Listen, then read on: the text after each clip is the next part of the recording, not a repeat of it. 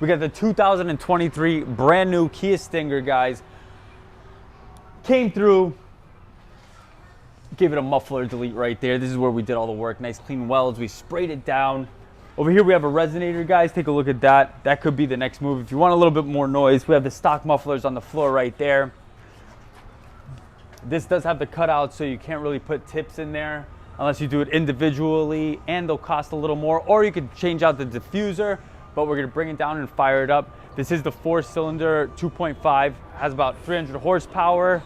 Guys, check out the links in the description, gexhaust.com. Any exhaust system you want, we have muffyd.com, you get the muffyd merch, and we're also franchising. Go check it out. Let me know what you think in the comments about how it sounds.